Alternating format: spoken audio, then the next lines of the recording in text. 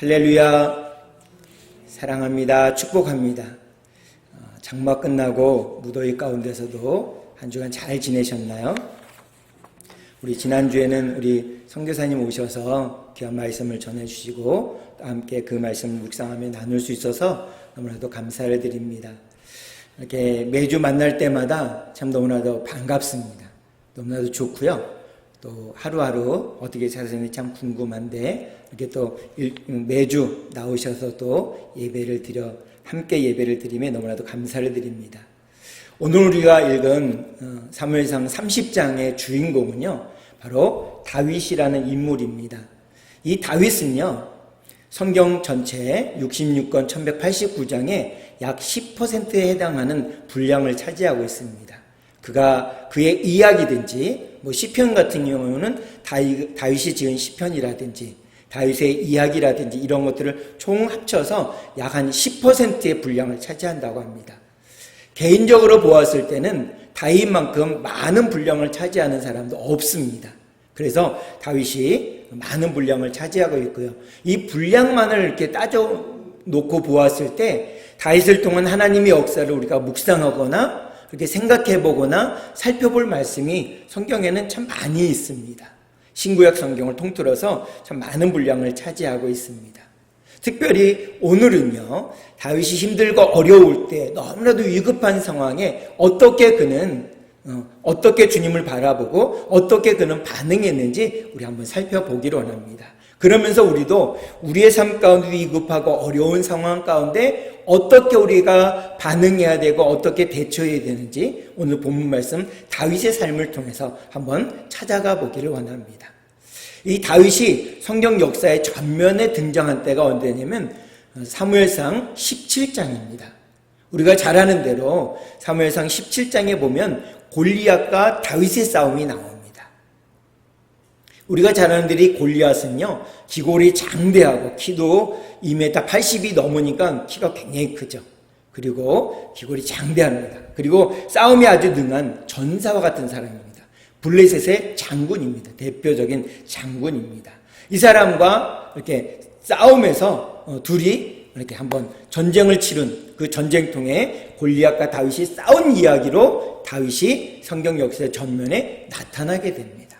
굉장히 흥미진진하고 그 결과를 우리가 잘 알고 있지만 정말 우리가 알 수 없는 하나님의 역사를 그 전쟁 가운데 다윗의 그 삶의 속에서 하나님이 역사하신 것을 우리는 볼 수가 있다는 것입니다. 우리가 아는 대로 남자아이가 태어나서 장성해서 20세가 넘으면 우리나라에도 군대를 가게 됩니다. 물론 이런저런 이유 때문에 가지 못하는 친구들도 있지만 대부분 신체 건강한 친구들은 다 군대를 갑니다. 당시의 이스라엘도 마찬가지였습니다. 건강한 청년이면 누구나 다 군대에 착출이 되었습니다. 그래서 의무복무를 하는 것이 아니라 전쟁이 일어났을 때만 다 이렇게 동원령을 내려서 이제 전쟁에 나가게 되죠. 그래서 이 다윗의 형 3명도 전쟁이 일어났기 때문에 블레셋과 전쟁이 일어났기 때문에 전쟁에 착출돼서 이렇게 출정했습니다. 전쟁에 나가게 되는데 다윗은 아직 미성년자였기 때문에 전쟁에는 나가지 않았어요.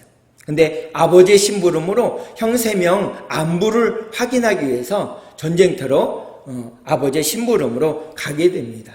근데 거기 나가봤더니요, 다 이스라엘 왕을 비롯한 모든 군대의 장군들 그리고 그 모든 분들이 다 숨어가지고 바들바들 떨고 있는 거예요. 뭔가 왜 그런가 이렇게 살펴보았더니 무슨 일 때문인가 이렇게 살펴보았더니 그만 그 앞에 블레셋 군대 중에 키가 크고 장대한 사람이 한 대 나와서 맨날 뭐라고 막 얘기하는 거예요. 자세히 잘 모르겠는데 가만 통역을 통해서 이렇게 들어보니까 이스라엘을 막 조롱하는 겁니다. 그리고 왕도 막 비웃어요.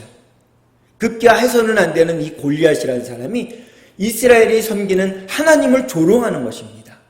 근데 거기에 나가서 이 사울 왕도 또 장군들도 군사들도 아무도 거기에 대해서 얘기하지를 못하는 겁니다.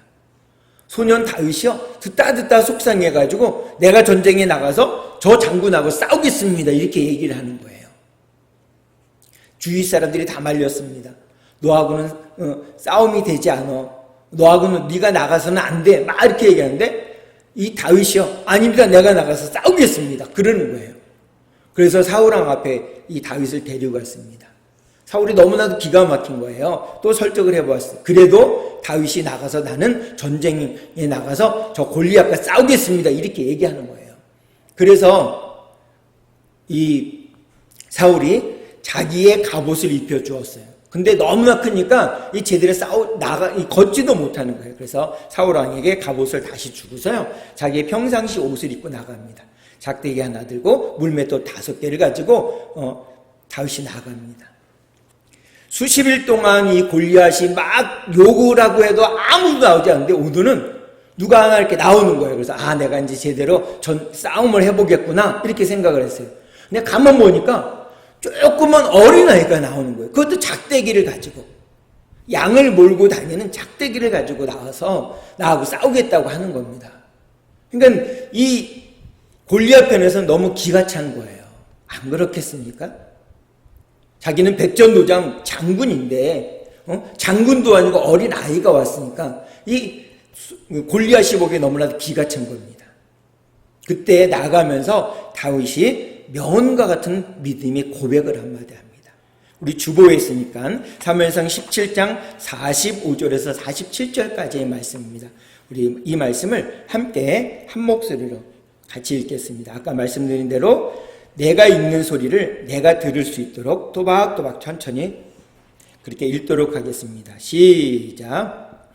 다윗이 블레셋 사람에게 이르되 너는 칼과 창과 단창으로 내게 나아오거니와 나는 만군의 여호와의 이름 곧 내가 모욕하는 이스라엘 군대의 하나님의 이름으로 내게 나아가노라.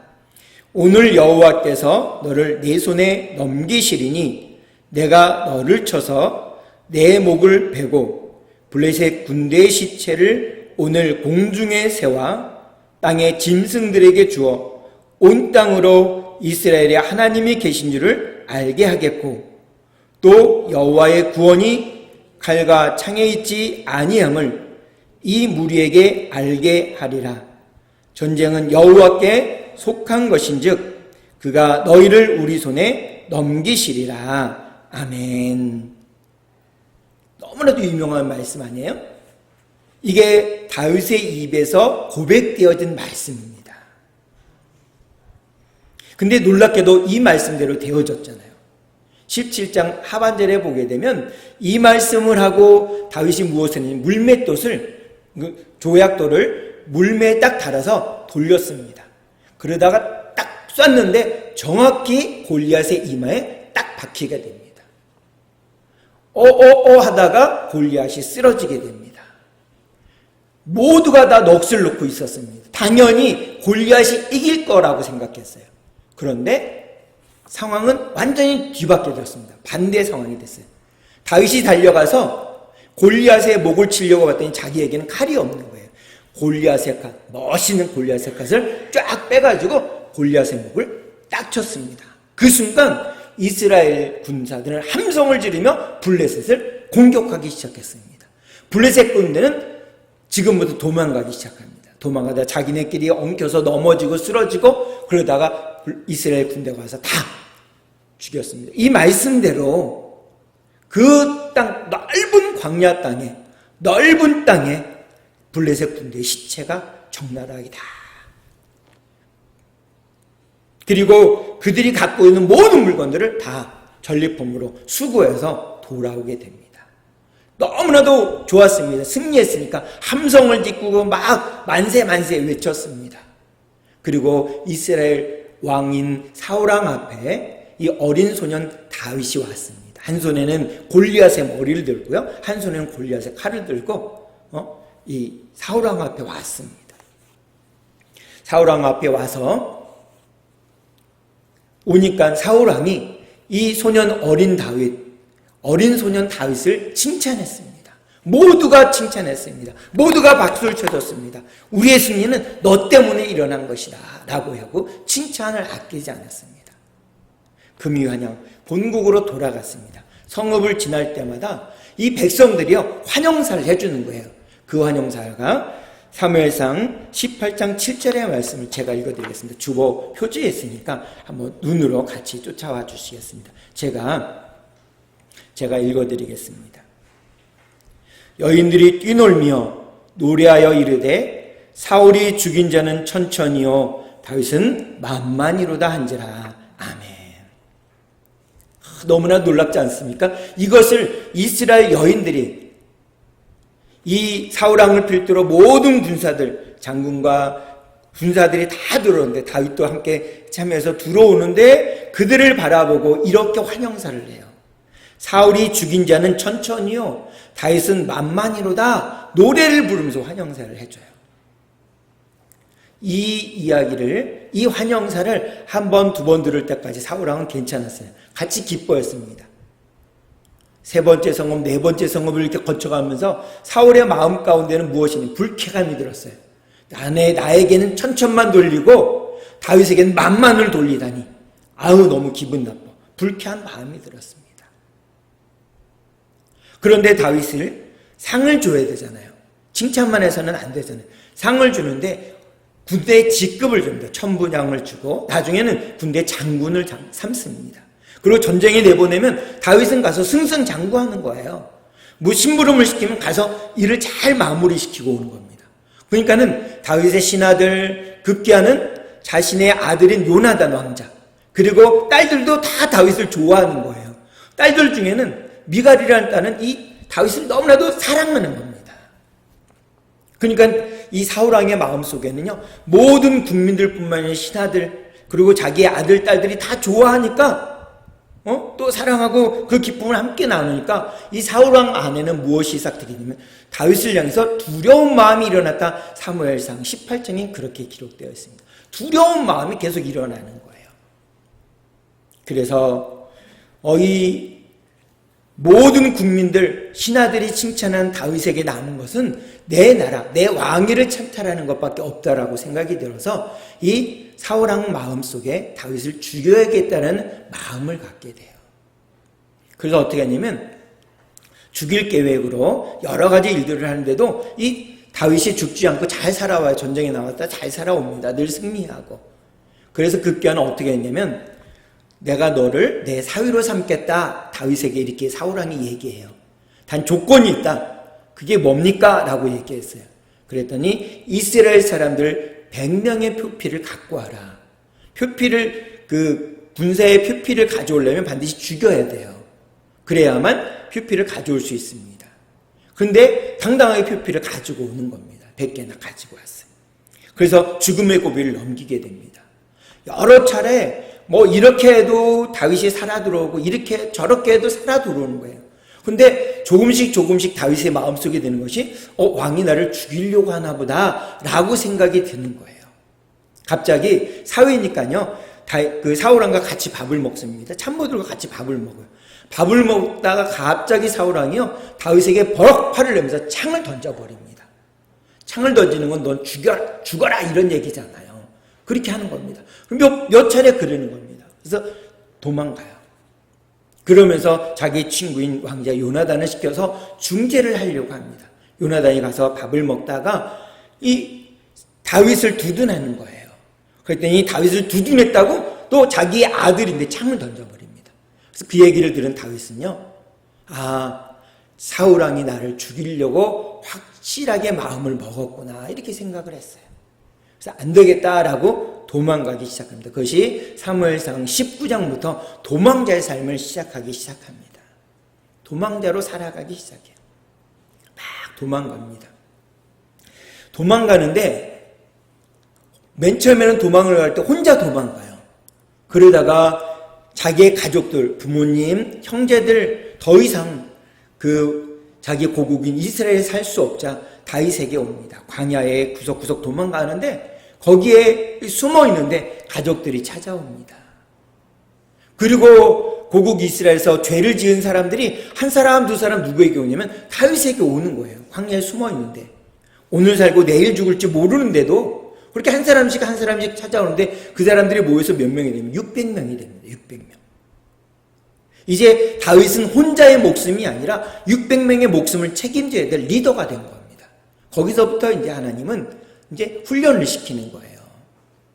그래서 도망가다 계속 사울왕이 다윗이 어디 있는지 알면 이 정규군 3,000명을 이끌고 지방까지 쫓아오는 거예요. 계속 도망가다 다윗은 어디까지 도망가냐면 이스라엘의 적국인 블레셋에 이 망명을 하게 됩니다. 망명을 하게 돼요. 두 번 하는데 두 번째 이제 망명을 하는데 이 블레셋 왕 아기오라는 사람이요. 이 두 번째 망명했을 때는 피신했다가 또 망명을 하는데 망명했을 때 이 아기오라는 사람은 요번에 이 다윗에 대해서 굉장히 좋은 마음을 갖고 있는 거예요. 그리고 다윗의 얘기를 다 믿어주는 겁니다. 다 믿어줘요. 무슨 얘기를 하든지 다 믿어주는 거예요. 그래서 이 다윗을 위해서 다윗과 그의 식솔들 함께 있는 600명과 그의 식솔들을 위해서 블레셋 왕 아기오가 무엇을 주냐면 이 시글락성을 줍니다. 시글락성. 블레셋 왕이요. 시글락성을 주고 거기 가서 살아라 이렇게 합니다. 근데 시글락성에 있을 때부터 다윗이 무슨 일을 했냐면 블레셋 근방에 있는 아말렉 족속이나 아람 족속의 그 변방에 있는 마을들을 급습해가지고요. 그 마을의 재물들을 다 달취하고 사람들을 다 죽여버려요. 포로로 한 놈도 잡아오지 않습니다. 그렇게 살다가 이 다윗에게 정말 큰 위기가 닥칩니다. 절체절명의 위기가 닥쳐요. 그게 뭐냐면 블레셋이 이스라엘을 공격해 들어갔습니다. 근데 그게 왜 위기냐? 다윗이 블레셋 편에서 블레셋 왕과 함께 방백들과 함께 이스라엘 공격하는 편에 서야 된다는 것이었습니다. 이게 절체절명의 위기였어요. 우리가 잘 아는 대로 사울왕 이후에 다윗은요 이스라엘 왕으로 기름 부음 받은 사람이었어요. 이 조금 있으면 사울이 죽게 되면 자기가 왕이 될 사람인데 자기 고국을 향해서 칼을 디밀어야 되니 이게 절체절명의 위기가 아니겠습니까? 근데 하나님은 또 사울에게 피할 길을 주세요. 갑자기 전쟁을 치러야 되는 그날 아침에 이 왕과 참모들이 막 난상 토론이 벌어진 거예요. 주제는 뭐냐? 다윗과 함께 전쟁에 나갈 수 없습니다. 이 얘기였어요. 결론은 뭐냐? 다윗이 전쟁에 함께 나가지 않는 것이었습니다. 한숨을 돌렸죠. 그리고 돌아왔습니다. 3일 길을 걸어서 다시 시글락성으로 돌아와요. 근데 더 큰 위험이 그 앞에 닥쳤네요. 오늘 본문에 보니까 뭐라고 되냐면 그 성이 불탔다 이렇게 되어 있습니다. 불탔다. 시글락성이 불탔다 이렇게 되어 있습니다. 불탔습니다. 정말 이 다윗의 상황은요. 다윗의 상황은 알 수가 없는 겁니다. 하나 피했더니 또 더 큰 위험이 닥쳐오는 거예요. 정말 당황스럽게. 그 말씀이 본문 1절과 2절 우리 개역 개정판으로 말씀을 한번 읽어보겠습니다. 사무엘상 30장 1절 2절 개역 개정판으로 읽겠습니다. 시작. 다윗과 그의 사람들이 사흘 만에 시글락에 이른 때에 아말렉 사람들이 이미 네겝과 시글락을 침노하였더니 그들이 시글락을 쳐서 불사르고 거기에 있는 젊거나 늙은 여인들은 한 사람도 죽이지 아니하고 다 사로잡아 끌고 자기 길을 갔더라. 아멘. 자, 여기 보세요. 2절에 보니까 한 사람도 죽이지 아니하고 이렇게 되어 있습니다.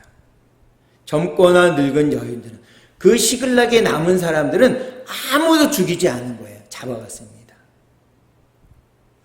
이 상황에 저는 이 본문을 보면서 정말 감사했습니다. 왜 그러냐면 아까도 말씀드렸듯이 다윗이 시글락에 600명의 자기를 따르는 사람들과 함께 그 식솔들과 함께 시글락성에 정착한 다음에 아말렉 족속과 아람 족속의 변방에 있는 시골에 있는 마을들을 습격해가지고요. 그 사람들을 다 죽이고 재물들을 다 갈취했습니다.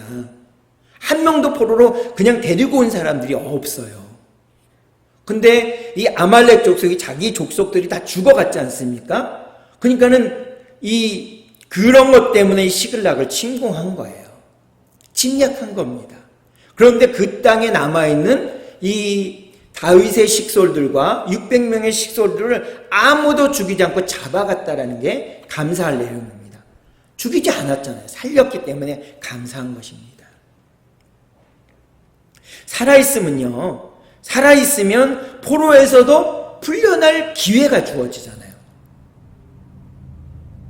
기회가 주어지잖아요. 살 수 있습니다. 우리가 몸이 아파도 그래도 살 수 있는 기회가 있잖아요. 치료받을 기회가 있고 병원 갈 기회가 있잖아요. 근데 죽으면 그 기회가 완전히 사라지는 거잖아요. 근데 2절에 보니까 한 사람도 죽이지 않았던 것입니다.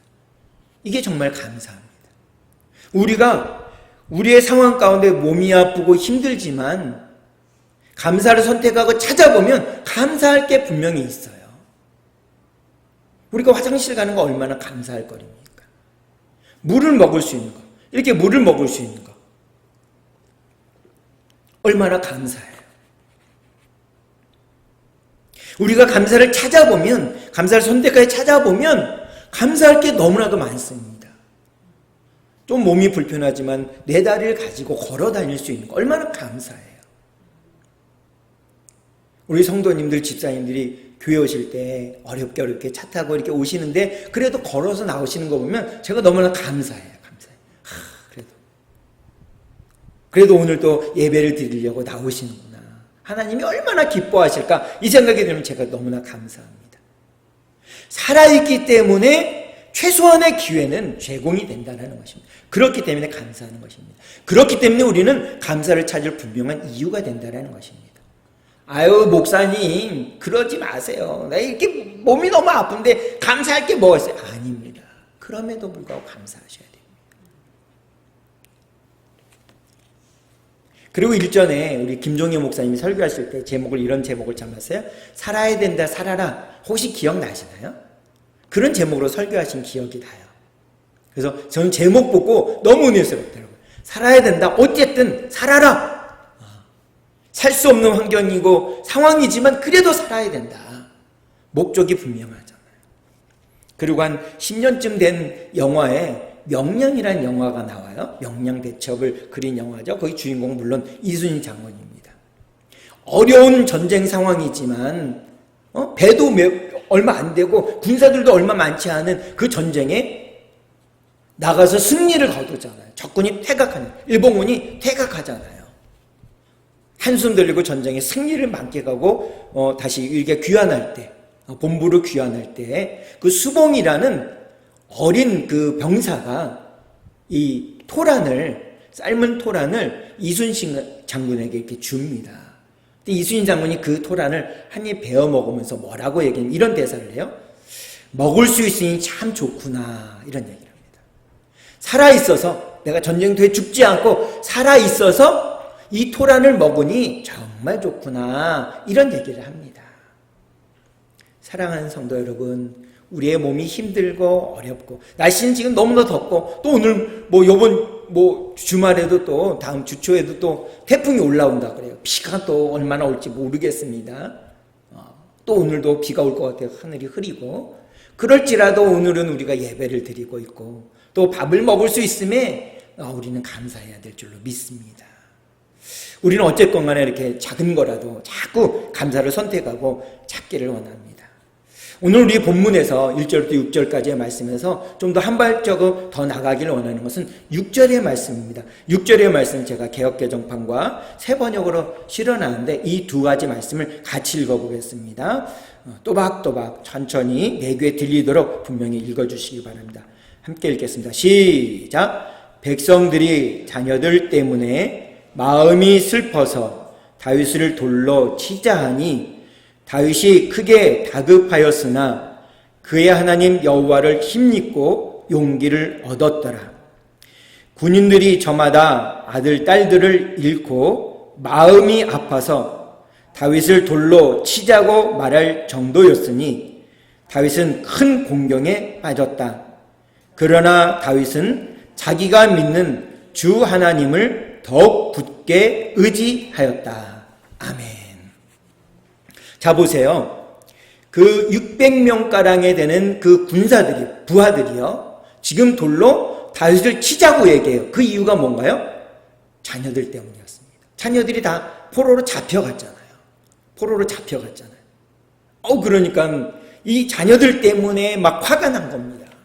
앞이 보이지 않는 거예요. 지금까지 함께 싸웠던 전우들인데 600명이 삥 둘러서 삥삥삥삥 둘러서 다윗을 돌로 치자 하고 돌을 막 들어서 치려고 하는 거예요. 자, 보세요. 다윗의 마음은 어땠을까요? 쉬운 말 성경에 보니까 다윗의 마음이 너무 아팠다 이렇게 표현하고 있어요. 그리고 개역개정 보면 크게 다급하였다 이렇게 표현합니다. 그 다음에 세 번역에는 보면 큰 공경에 빠졌다 이렇게 말씀하고 있습니다. 자녀들은 어떻습니까? 부모에게 정말 중요하잖아요. 정말 중요합니다. 아마도 다윗에게도 자기 자녀가 소중한 걸 알기 때문에 그 마음을 이해해서 마음이 너무 아팠다라고 표현했는지도 몰라요. 오늘 보면 쉬운 말 성경에 보면 다윗은 너무나 마음이 아팠다 이렇게 표현하잖아요. 자기에게도 자녀가 소중한 걸 알기 때문에 이렇게 표현했을 수도 있습니다. 근데 지금 자세히 보니까 다윗은 정말 급하죠. 600명이 돌을 던지면 어떻게 되겠습니까? 죽잖아요. 무덤이 되잖아요. 무덤이. 근데 개역개정판이나 그 다음에 세 번역에 보니까 뭐라 하냐면 다윗이 크게 다급하였다 이렇게 되어 있습니다. 그리고 세 번역에는 큰 공경에 빠졌다 이렇게. 정말 위험한 것을 그대로 표현해 놓고 있잖아요. 쉬운 말 성경에는요 그냥 너무나 마음이 아팠다 이렇게 한 것으로 얼마나 위급한지를 우리가 못 느끼지만 개역개정판이나 세 번역에 보니까 정말 다급한 것을 우리가 표현해요. 크게 다급하였다, 큰 공경에 빠졌다 이런 것으로 말씀해 주고 있어요. 근데 다윗이 큰 공경에 크게 다급했을 때 어떻게 했냐라는 거예요. 여기가 우리가 좀 생각해 봐야 된다. 여기 아주 중요한 포인트가 있습니다.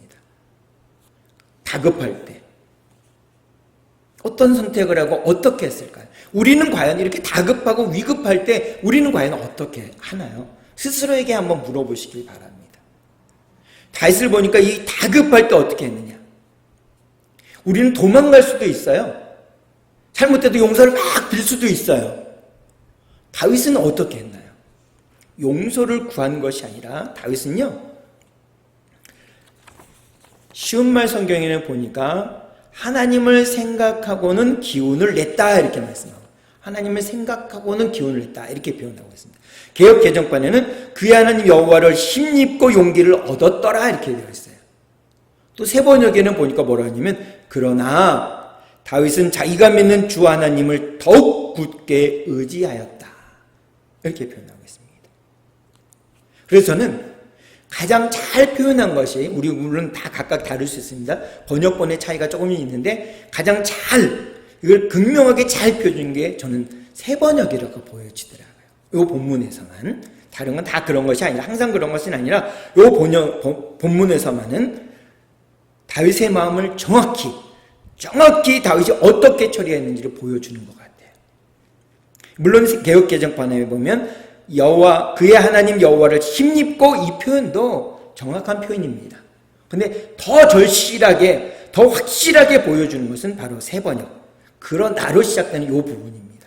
그러나 이 그러나라는 접두사는요 이전과 이후가 완전히 180도 바뀐 상황을 얘기해요. 손바닥 안쪽과 바깥쪽이 다르듯이 완전히 뒤바뀌어진 것을 얘기해요. 그걸 정확히 표현해 주는 것이 그러나라는 것입니다. 큰 공경에 빠졌습니다. 그러나 큰 공경에 빠졌으나 그러나 어떻게 됐다는 거예요? 바뀌었다는 거죠. 상황이 바뀌었다는 것입니다. 그러나 다윗은 자기가 믿는 주 하나님을 더욱 굳게 의지하였다. 다윗의 인생 가운데 하나님을 굳게 믿고 살았어요. 근데 어떻게 하냐면 이 위급한 상황에 하나님을 더욱 굳게 의지했다는 것입니다. 하나님 믿고 하나님 손잡고 이렇게 살아가지만 좀 더 적극적이고 행동적인 발걸음을 내딛는 듯한 이런 표현을 하고 있다는 것입니다. 세 번역이에요. 그러나 다윗은 자기가 믿는 주 하나님을 더욱 굳게 내 몸이 힘들고 어려울 때 내 상황에 어려움이 닥쳤을 때 내가 믿는 하나님 더욱 굳게 의지하는 것입니다. 다윗은 이것을 우리에게 말씀해 주고 있어요. 오늘 본문을 통해서 하나님은 이것을 우리에게 말씀해 주고 있습니다. 내 상황이 어려울 때, 내 상황이 다급하고 힘들 때 우리는 내가 믿는 하나님을 더욱 의지하는 것입니다. 더욱 굳게 의지하는 겁니다. 흔들리지 않게. 정말 중요한 말씀입니다. 정말 우리에게 주시는 귀한 말씀입니다.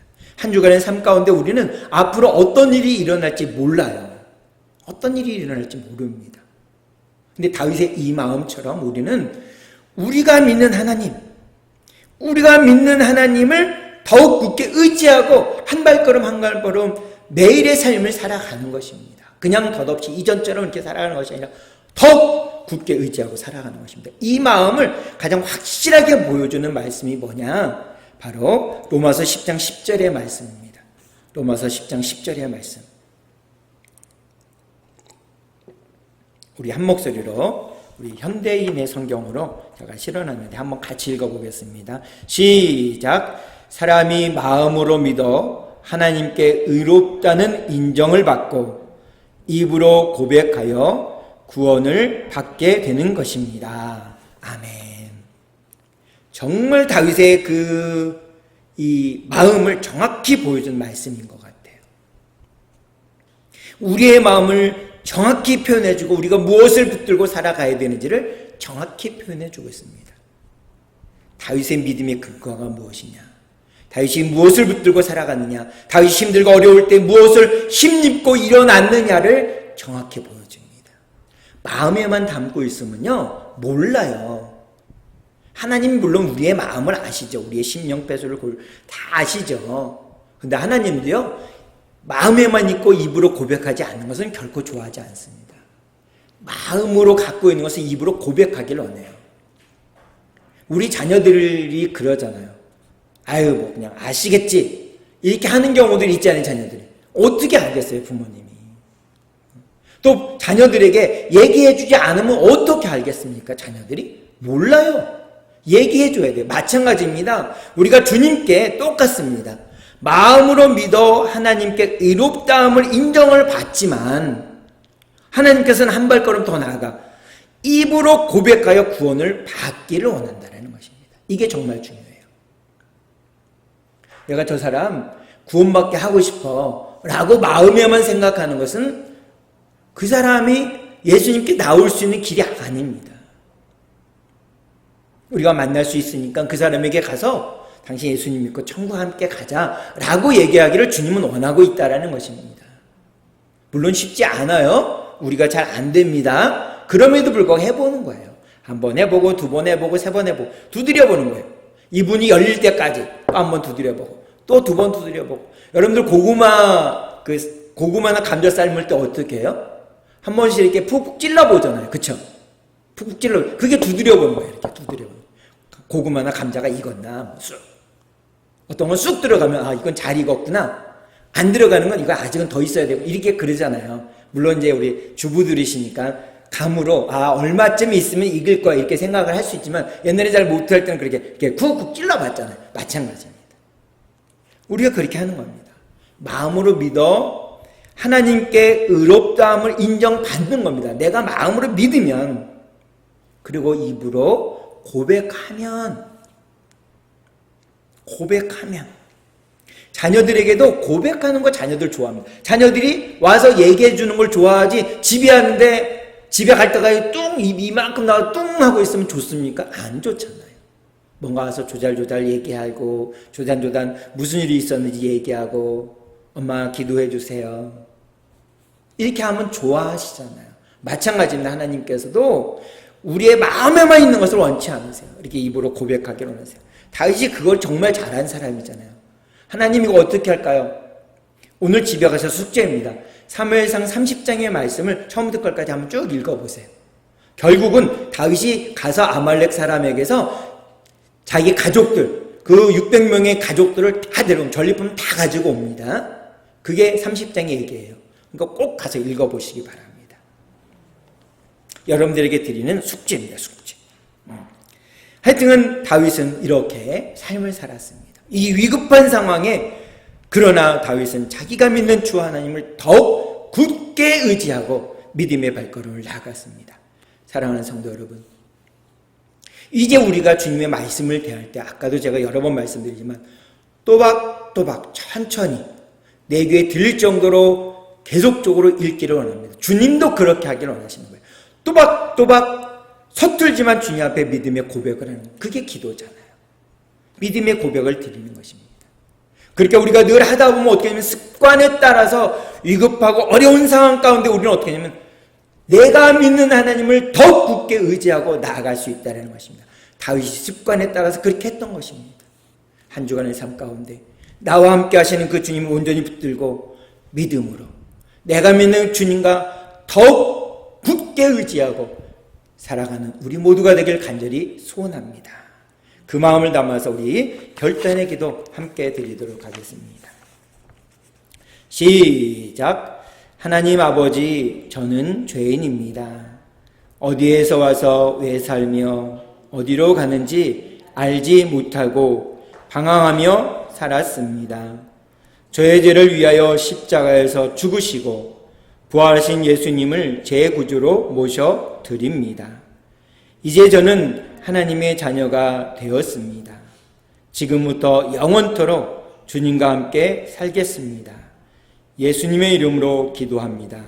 아멘. 기도하시겠습니다. 참 좋으신 아버지 하나님, 감사를 드립니다. 주님의 은혜와 사랑 가운데 오늘을 살아가게 하시고 오늘을 있게 하시고 오늘의 삶 가운데 주님을 바라볼 수 있도록 주님 앞에 입술을 열어 고백할 수 있도록 해주시니 감사를 드립니다. 주님의 은혜가 아니면 우리가 이 자리에 없음을 압니다. 주님 너무나도 감사합니다.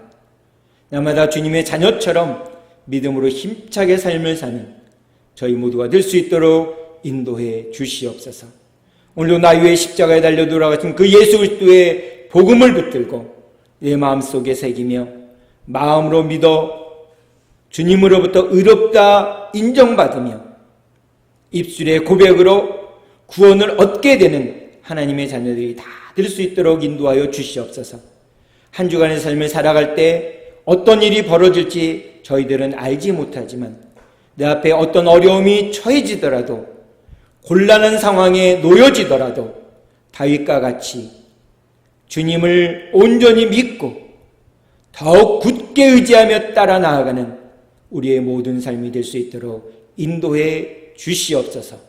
예수님의 이름으로 기도하옵나이다. 아멘.